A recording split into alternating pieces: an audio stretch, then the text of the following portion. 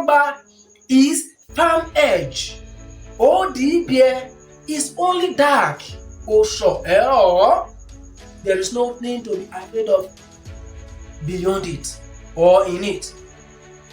In fact, Odam Yoruba Obobie, you think that as you step into it, eledogo kekaba lowenu, ipoklogo kekaba lewenu,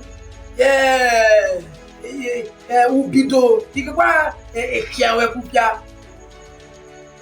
Elavi joma evevule ye igbunebu eveti erieda iwe kokeweti etito evoko oyo kewe venwe kedie oroba urbedia ebli ome and eme blazobi okuku oyaja bo urobo koyi tane oroba omeye odi bie oselo opo ade no se oroba na pazo sole oroba na ko